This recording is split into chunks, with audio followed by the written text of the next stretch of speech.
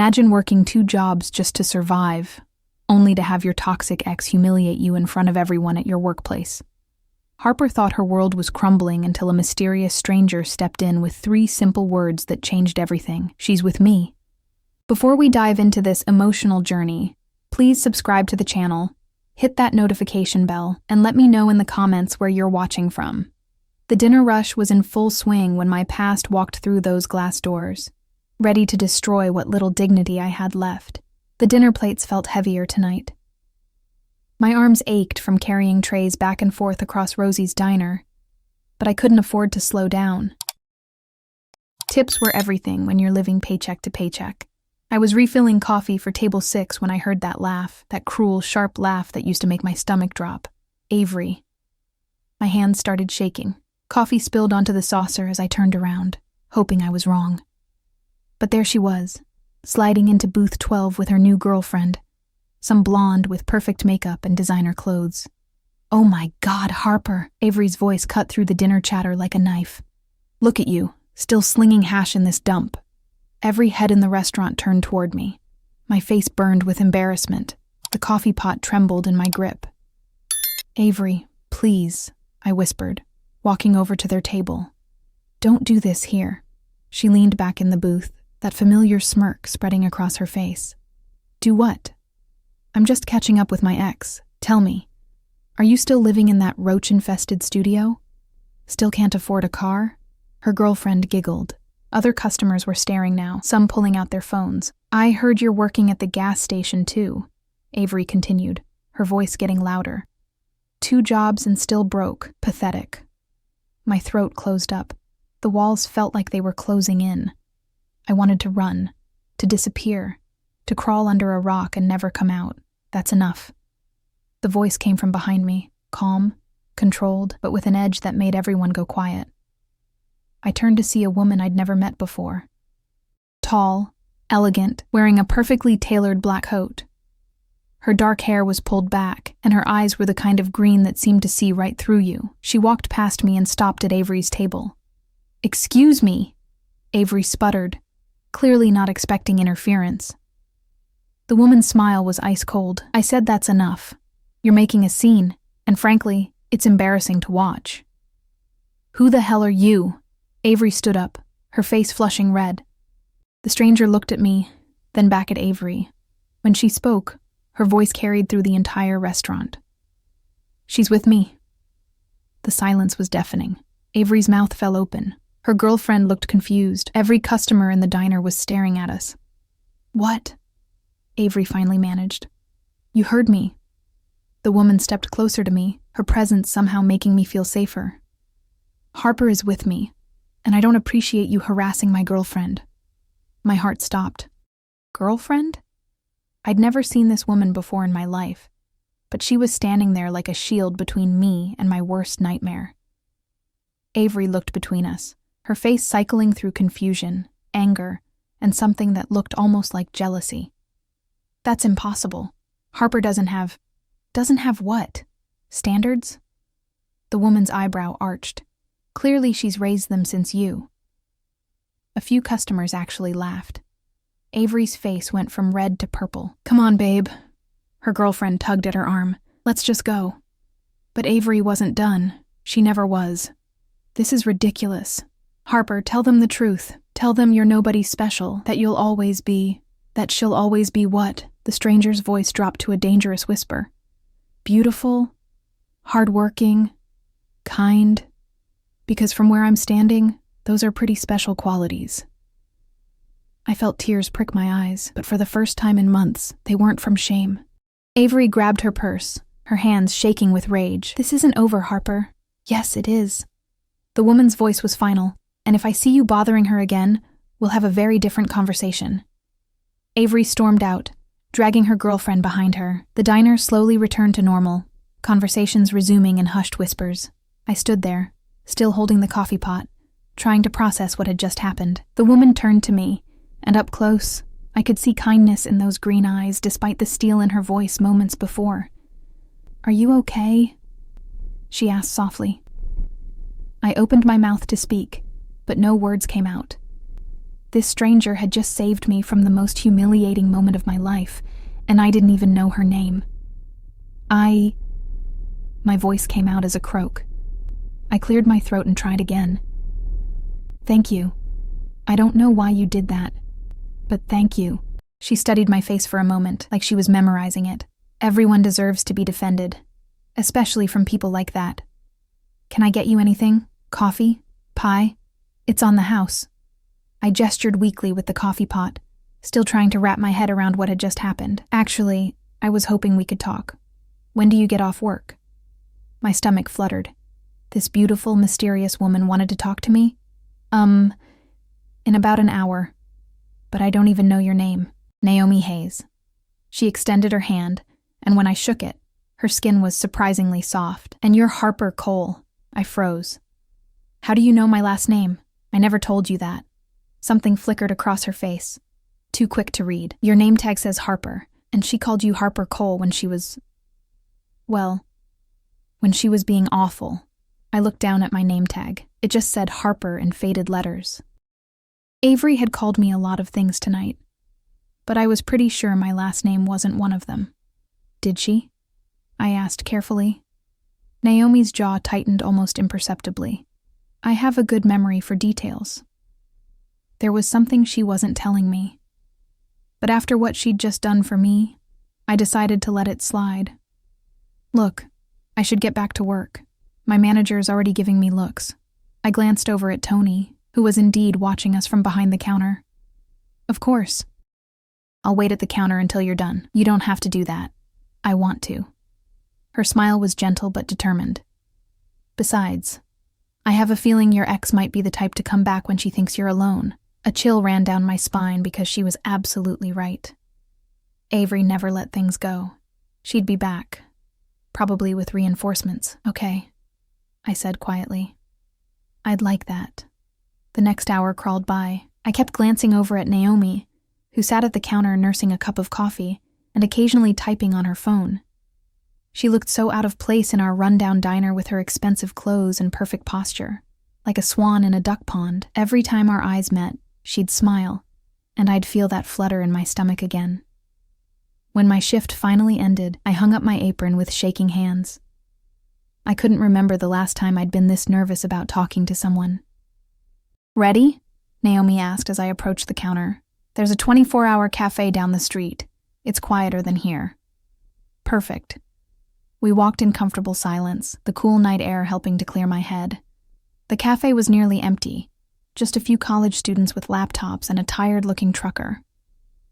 We slid into a corner booth, and I finally got a good look at her. She was probably in her early 30s, with sharp cheekbones and eyes that seemed to hold secrets. There was something familiar about her, but I couldn't place it. So, I said, wrapping my hands around my coffee mug for warmth. Why did you help me tonight? Naomi was quiet for a long moment, staring into her tea. Because I know what it's like to be trapped by someone who's supposed to love you. The way she said it made my chest tight. Avery wasn't always like that. When we first got together, she was different, sweet even.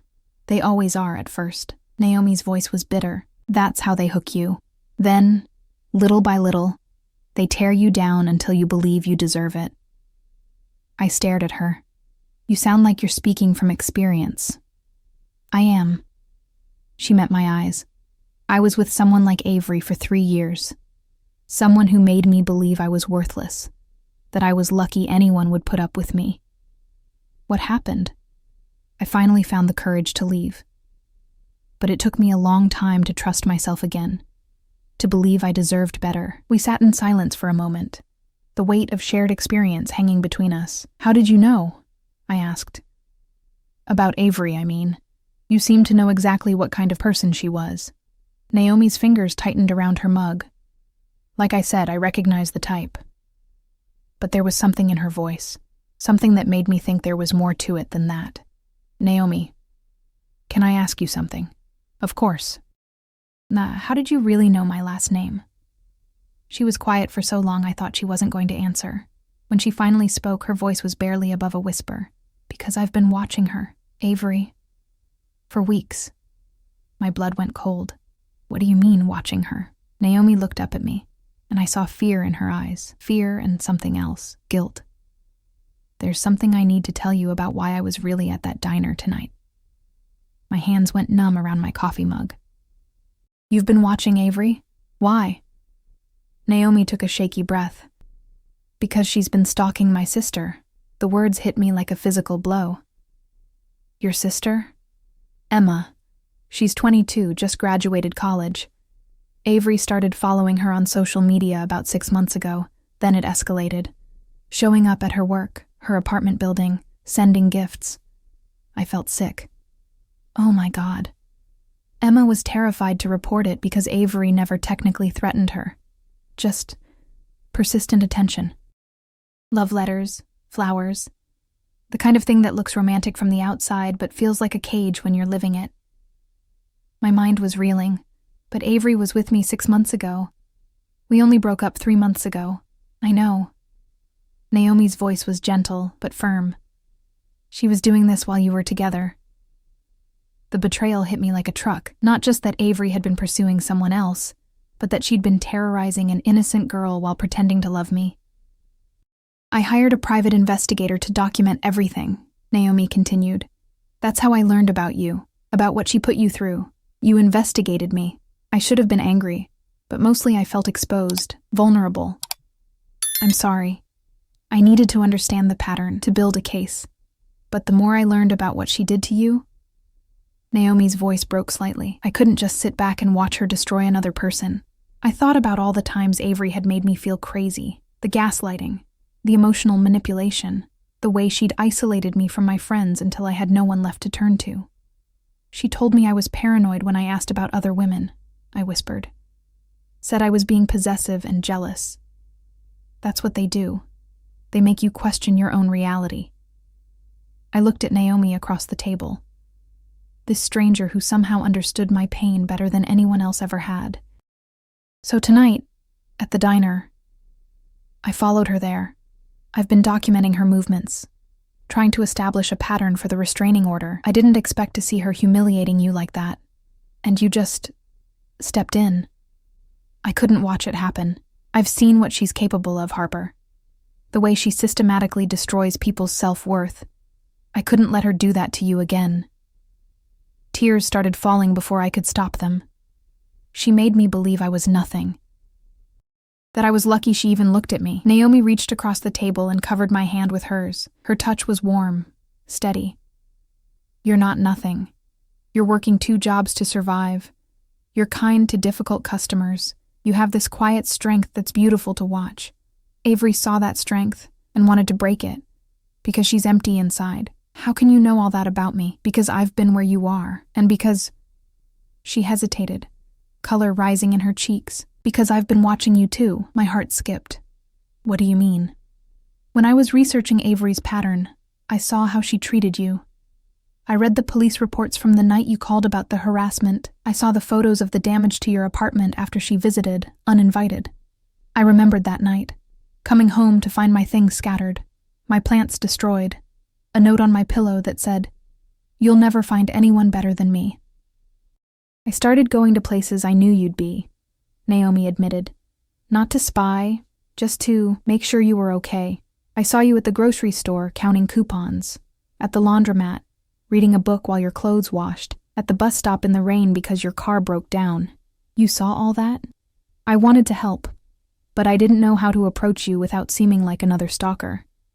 Then tonight happened, and I couldn't stay in the shadows anymore. I stared at her, trying to process everything. So you've been my guardian angel?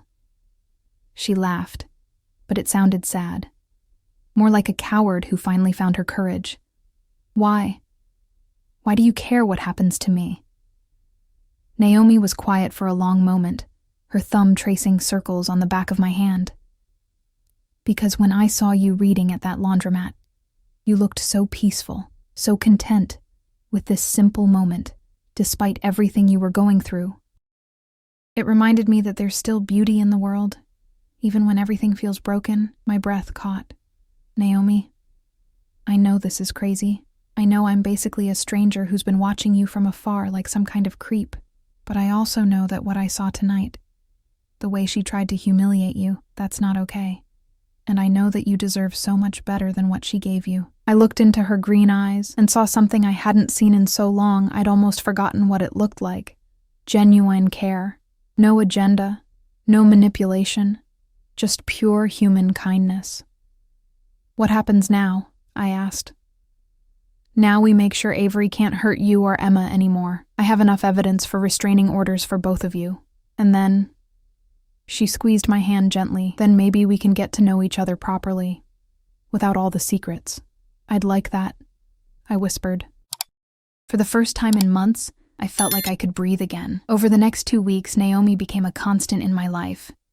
She'd show up at the diner during my breaks with coffee that actually tasted good, not like the burnt sludge we served. She'd wait for me after my shifts at the gas station, offering rides home when the buses stopped running. "You don't have to keep doing this," I told her one evening as we sat in her car outside my apartment building. "I'm not your responsibility." "I know I don't have to." She turned to look at me, and in the dim streetlight her eyes looked almost silver. "I want to." The way she said it made my stomach flutter. We'd been dancing around something for days now. Lingering touches, meaningful looks, conversations that felt like confessions. But neither of us had been brave enough to name it. "Harper, can I ask you something?" "Sure." "When was the last time someone took care of you? Really took care of you, not because they wanted something in return, but just because you mattered to them?" The question hit me like a punch to the chest. I tried to think back, but the memories were all tangled up with Avery's manipulation, with her version of care that always came with strings attached. "I don't remember," I admitted. "That's what I thought." Her voice was soft, sad. "You've been taking care of everyone else for so long, you've forgotten what it feels like to be someone's priority."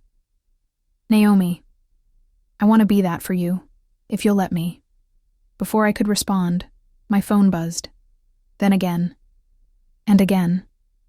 I looked at the screen and my blood went cold. 15 missed calls from Avery. 23 text messages. "What is it?" Naomi asked. Seeing my face, I showed her the phone. The messages were getting progressively more unhinged. "I know you're with her.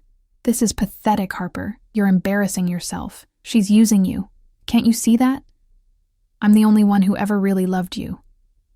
"Answer your fucking phone." Naomi's jaw tightened as she read. "How did she get your new number?" "I don't know. I changed it last week after the restraining order went through." My phone rang again. Avery's name flashed on the screen. "Don't answer it," Naomi said quickly. But I was already swiping to accept. I don't know why. Maybe because 3 years of conditioning doesn't disappear overnight. "Harper, thank God. We need to talk. Avery, you're not supposed to contact me. There's a restraining order." "Fuck the restraining order. I'm trying to save you from making the biggest mistake of your life." I looked at Naomi, who was watching me with concern. "I'm hanging up." "She's not who you think she is, Harper. I did some digging. Naomi Hayes isn't some white knight. She's a predator." My heart stopped. "What are you talking about?" "She's been stalking you for months, following you, taking pictures, learning your routine. She orchestrated that whole scene at the diner to make herself look like a hero." That's not true. But even as I said it, doubt crept in. Naomi had admitted to watching me, to following me around town. "Ask her about the photos, Harper. Ask her about the folder on her computer labeled with your name." I looked at Naomi, who had gone very pale. "Avery, you're lying." "Am I?" "Ask her right now. Ask her if she has pictures of you that you didn't know she was taking." The silence in the car was deafening. Naomi's hands were gripping the steering wheel so tight her knuckles were white. "Naomi?" My voice came out small, scared. "Harper, I can explain." "Oh my God." I felt like I was going to throw up. "You do have pictures. It's not what she's making it sound like." "What kind of pictures?" My voice was rising, panic setting in. "Just surveillance photos from when I was documenting Avery's behavior. You were in some of them because you were together then, and I needed to establish the pattern of abuse." "Bullshit." Avery's voice cut through the phone. "Tell her about the ones from last month, Naomi. Tell her about the ones from the grocery store, the bus stop, the laundromat. Tell her how you zoomed in on her face." I stared at Naomi in horror. Is that true? Tears were streaming down her face now. Harper, please let me explain. It wasn't like that. I wasn't trying to hurt you. Get out. The words came out as a whisper. What? Get out of the car. Now. Harper, please. Get out. I fumbled with the door handle, my hands shaking so badly I could barely work it. Finally it opened, and I stumbled out onto the sidewalk. Harper, wait! Naomi called after me, but I was already running toward my building. Behind me, I could hear Avery's laughter through the phone I'd dropped in the car. I told you she was using you, baby. I'm the only one who really knows you, the only one who really loves you. I made it to my apartment and slammed the door, sliding down against it as sobs racked my body. I'd been so stupid, so desperate to believe someone could actually care about me that I'd ignored all the red flags. Naomi had been watching me, following me, taking pictures. How was that different from what Avery had done to Emma? My phone buzzed with a text from an unknown number. I'm sorry. I know you don't want to hear from me right now, but please don't go back to her. Whatever I did wrong, she's worse. N. I turned off my phone and curled up on my couch, wondering if I was destined to always choose the wrong people, wondering if maybe Avery was right, and I really was too broken to deserve real love. 3 days passed without a word from Naomi. I threw myself into work, picking up extra shifts at both jobs, anything to keep my mind busy, but every time the diner door chimed, my heart would skip, hoping it was her coming to explain, hoping she could somehow make this make sense. It was Thursday night, almost closing time, when Avery walked in. She looked different, softer somehow, with her hair down and minimal makeup. She was wearing a simple sweater instead of her usual designer clothes. Harper. She slid into the same booth where this all started. Can we talk? You're violating the restraining order just by being here. I know, but I was worried about you. You haven't been answering my calls, because I blocked your number, again. She winced like I'd slapped her. I deserve that. I know I hurt you, Harper. I know I was terrible to you, but seeing you with her, it made me realize what I lost. I kept wiping down the counter, not trusting myself to look at her. What do you want, Avery? I want to apologize. Really apologize, not just say the words. I've been going to therapy, working on myself. I understand now why I was so controlling, so jealous. It came from my own insecurity, my fear of losing you. Despite everything, her words hit something deep inside me. This was the Avery I'd fallen in love with 3 years ago, vulnerable, self-aware, willing to admit her mistakes. Therapy? I asked. Twice a week for the past month, Dr. Martinez helped me see how my childhood trauma was affecting my relationships, how I was repeating patterns I learned from my parents. I'd never heard Avery talk about her childhood. In 3 years together, she'd always deflected whenever I asked about her family. I know I don't deserve another chance, she continued, but I also know that what happened with Naomi proved something important. You're vulnerable right now, Harper. You're looking for someone to save you, and that makes you a target for people who want to take advantage. Naomi wasn't taking advantage, wasn't she? Avery's voice was gentle, not accusatory. Think about it. She showed up at exactly the right moment, said exactly the right things, positioned herself as your protector. Classic predator behavior. I hated that her words made sense. Hated that the doubt I'd been trying to suppress was growing stronger. She had pictures of me, Avery. Pictures I didn't know she was taking. I know, baby. I know. And I'm so sorry I wasn't there to protect you from that. The endearment hit me like a physical blow. It had been months since anyone had called me baby, since anyone had spoken to me with that kind of tenderness. I should finish closing up, I said weakly. Let me help. Like old times.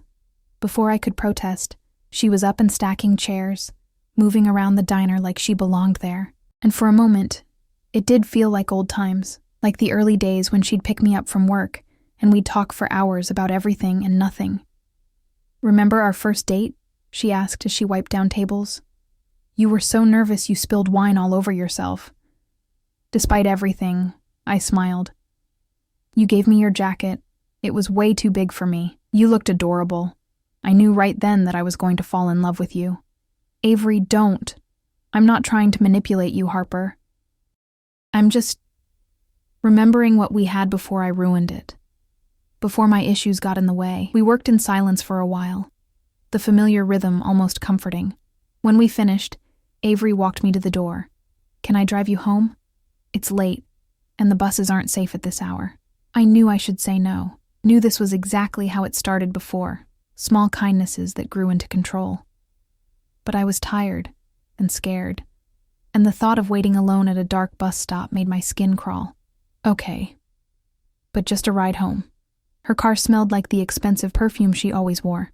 As we drove through the empty streets, she kept glancing at me like she was memorizing my face.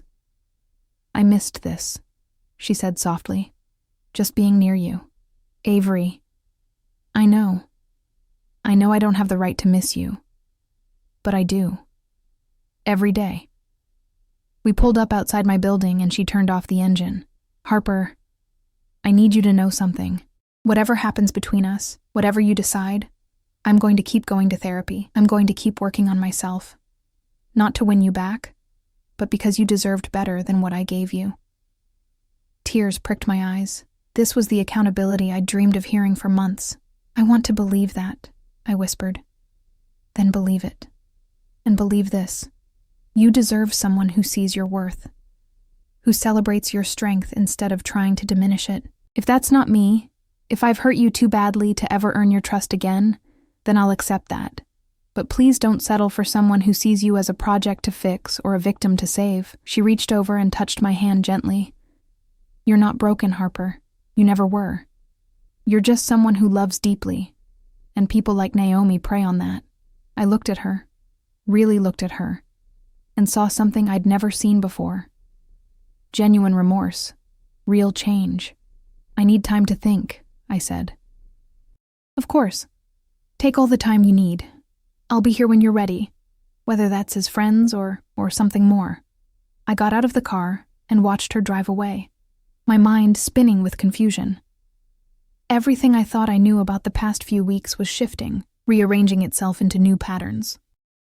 As I climbed the stairs to my apartment, I found myself wondering, what if Avery was right? What if I'd been so desperate to escape one toxic situation that I'd walked straight into another? I didn't sleep that night. I kept replaying every interaction with Naomi, looking for signs I'd missed, the way she always seemed to know exactly what to say, how she'd appeared at the perfect moment. The photos she'd admitted to taking, but then I remembered other things too. The genuine pain in her eyes when she talked about her own abusive relationship. The way she'd defended me without asking for anything in return. The gentle way she'd held my hand across that cafe table. By morning, I was more confused than ever. I was getting ready for my shift at the gas station when someone knocked on my door. My heart jumped, hoping it was Naomi. But when I looked through the peephole, I saw a young woman I didn't recognize. Harper, I'm Emma Hayes, Naomi's sister. I opened the door cautiously. She looked like a younger version of Naomi.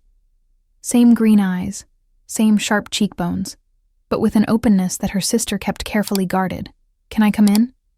I need to tell you something about my sister.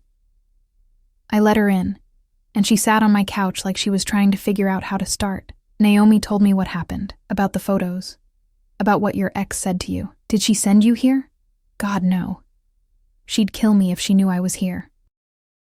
She's been beating herself up for days, convinced she's no better than the people who hurt us. Us? Emma's face darkened. Avery wasn't just stalking me, Harper. She was escalating. Last week, she broke into my apartment. My blood went cold. What? She didn't take anything, just rearranged things, left notes. Photos of me sleeping that she must have taken through my window. Emma shuddered. That's when Naomi hired the private investigator. That's when she started documenting everything.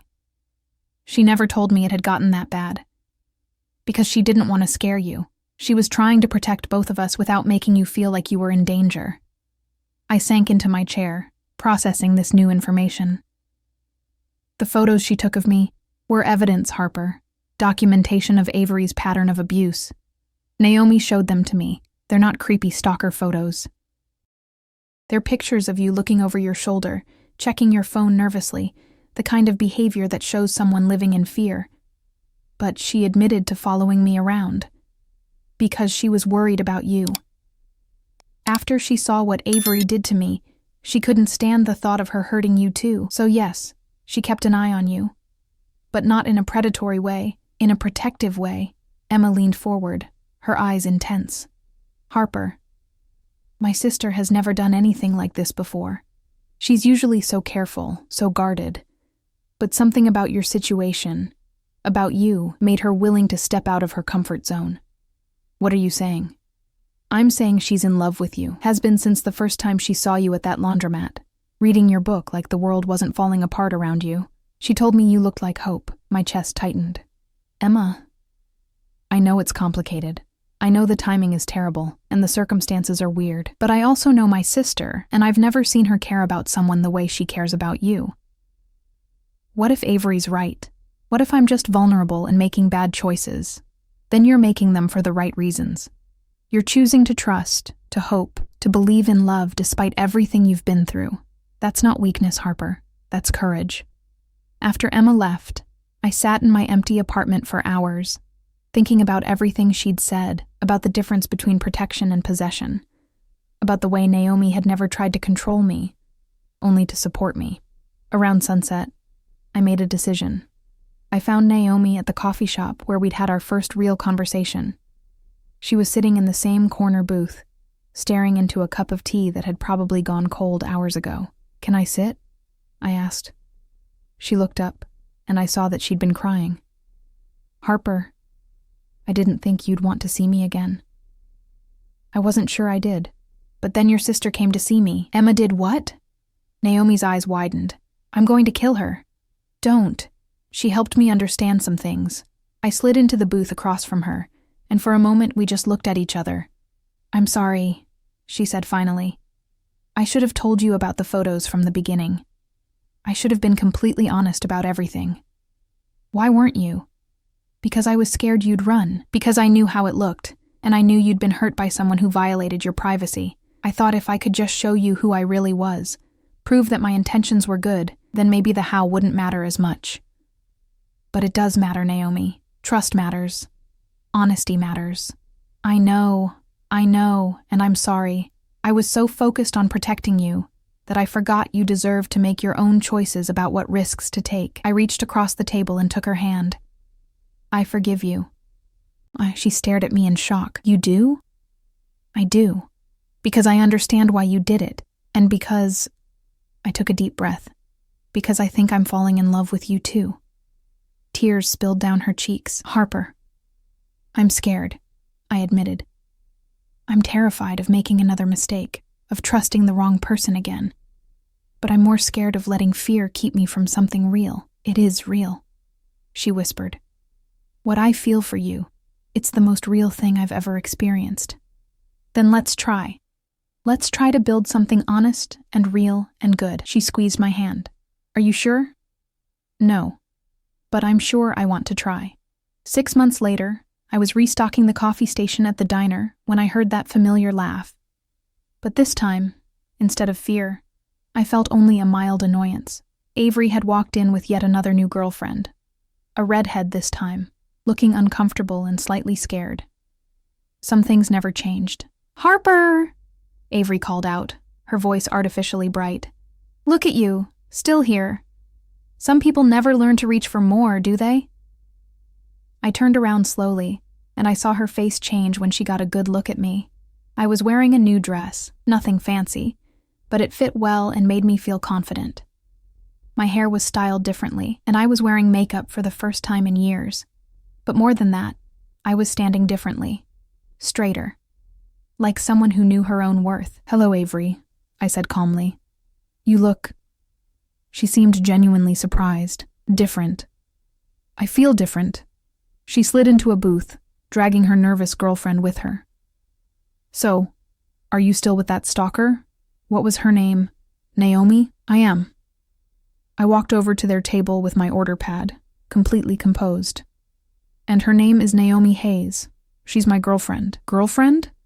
Avery's voice cracked slightly. "That's cute."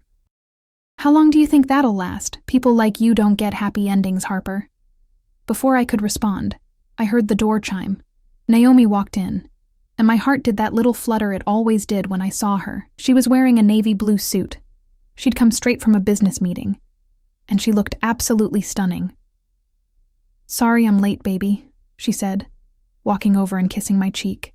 The meeting ran long. I saw Avery's face go pale.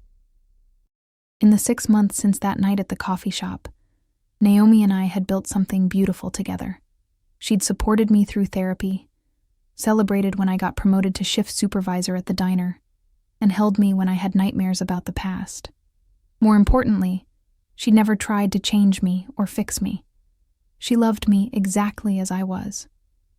"Avery," Naomi said coolly, acknowledging her presence without warmth. "Naomi.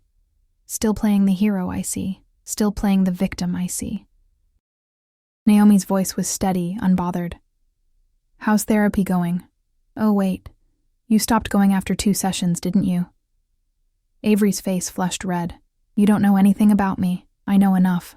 I know you're here with someone new, which means you've already moved on from whatever sob story you told Harper about changing. I know you're trying to hurt her again because you can't stand seeing her happy. And I know it's not going to work this time." "Harper can speak for herself," Avery snapped. "You're right," I said, setting down my order pad. "I can." I looked at Avery, really looked at her, and felt nothing but pity. She looked smaller somehow, diminished. The power she'd once held over me was completely gone. "Avery, I want you to listen carefully because this is the last time I'm going to say this. What we had wasn't love. It was control disguised as love. You didn't cherish me or support me or help me grow. You tried to make me smaller so you could feel bigger. That's not true. It is true. And the saddest part is, I don't think you even know the difference. I don't think you understand what real love looks like." I reached for Naomi's hand, and she squeezed mine gently. "Real love doesn't tear you down. It builds you up. Real love doesn't make you question your sanity. It makes you feel sane for the first time in your life. Real love doesn't isolate you from the world. It makes you brave enough to face the world." Avery's girlfriend was staring at her with dawning recognition, and I could see the moment she realized what kind of person she was dating. "I hope someday you figure that out," I continued. "I hope you get the help you need and learn how to love someone without trying to possess them. But that's not my responsibility anymore. Harper, no." My voice was firm. "I'm done. I'm done being your victim, your project, your cautionary tale. I'm done letting you take up space in my head." I turned to Naomi, who was looking at me with such pride and love that my heart felt like it might burst. "Ready to go home?" she asked. "More than ready." As we walked toward the door, Avery called out one last time. "You'll be back, Harper. When she gets tired of fixing you, when she realizes how broken you really are, you'll be back."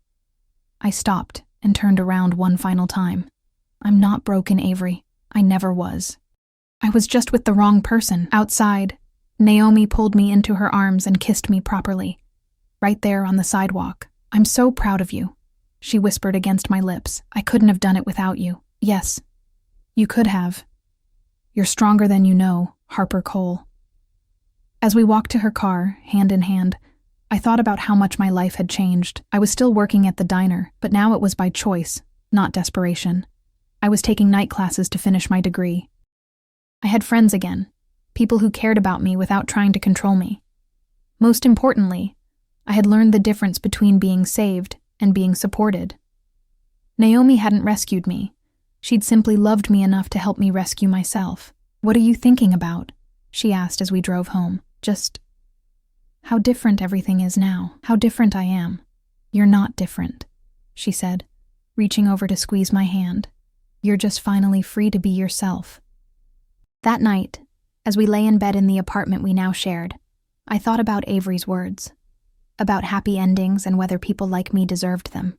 But as I listened to Naomi's steady breathing beside me, as I felt the warmth of her body against mine, I realized something important. This wasn't an ending at all, it was a beginning. And for the first time in my life, I was excited to see what came next. "I love you," I whispered into the darkness. I love you too, she whispered back. Always. Outside our window, the city hummed with life and possibility. And inside our little sanctuary, two women who had found each other against all odds slept peacefully, knowing that whatever tomorrow brought, they would face it together. Because sometimes, when you least expect it, a stranger walks into your life and says 3 simple words that change everything. She's with me. And sometimes, if you're very lucky, those words turn out to be true. Don't forget to subscribe to our channel for more incredible stories like this one, and let us know in the comments, have you ever had someone stand up for you when you needed it most? Your story could inspire someone else who's going through their own difficult time.